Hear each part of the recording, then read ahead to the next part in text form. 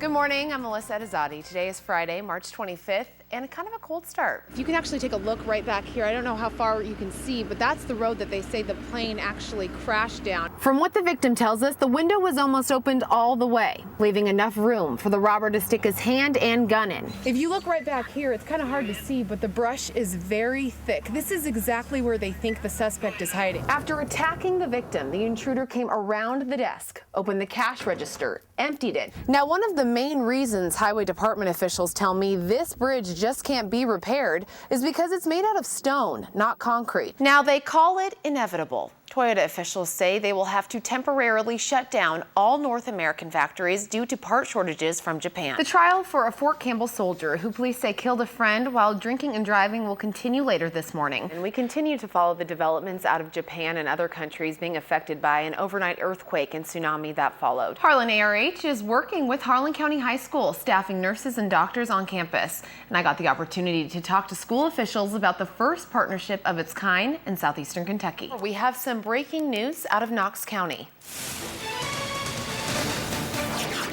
Police are looking for a shooter after a woman is shot in the hand and stomach. In a surprising show of growth, Hispanics account for more than half of the U.S. population increase over the last decade. The 2010 census showed nearly 50 million people in the country were Hispanics. It is a violent attack that Nancy Chandler will never forget. I didn't know that. What he was going to do after the tasers, because he had already hit me, with his fist here. So. She describes the attack in detail, but she says she fought back as hard as she could. When I started kicking and, flailing my arms and stuff, then that's when he hit me with his fist on the face. Thinking the entire time of her family and grandchildren. I was praying not to die. I wanted to die, to live. After attacking the victim, the intruder came around the desk, opened the cash register, emptied it, and then was actually able to find her purse, which was hidden behind a garbage can, emptied that, and ran out the door. So I crawled outside to the driveway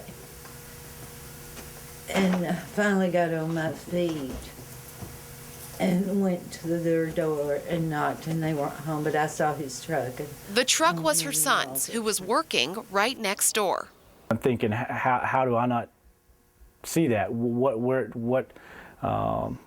could we have done to avoid that, But police hope someone did see something. He was described as a white male, heavy-set, approximately 6 foot tall, or 6'2", short, dark-colored hair, with wearing a white T-shirt, a sweater vest, dark in color, and had on glasses.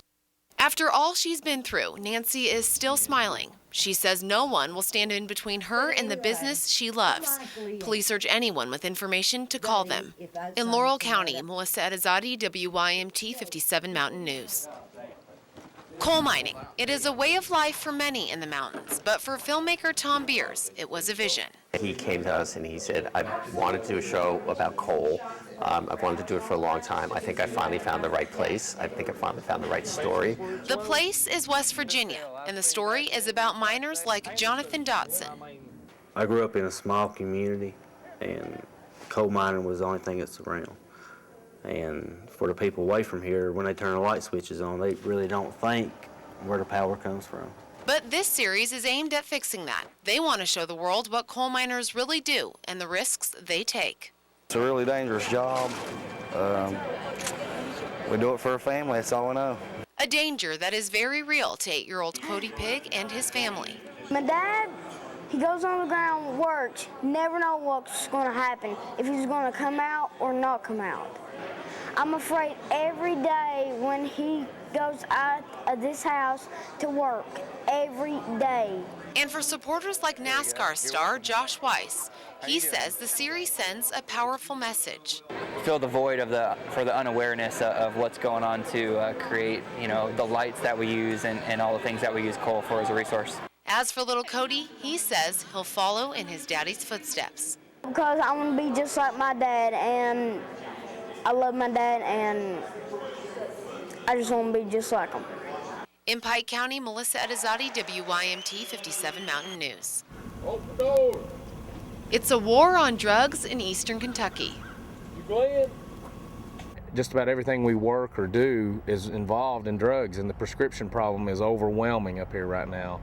But the police aren't the only ones fighting this battle against drugs. They say the public plays a major role in helping. When the public calls in, we're working the cases. Every call we get, we work, and we keep working until we can try to find something on them. For many in eastern Kentucky, the pill problem is an addiction, but for some, as you can see, it is merely just a way of life. Some of them have been in the system before, and some of them have been in the system since a very young age. So the bottom line is, we got to try to nip this in the bud early on. Officials say if they don't, this epidemic will continue to get worse and worse.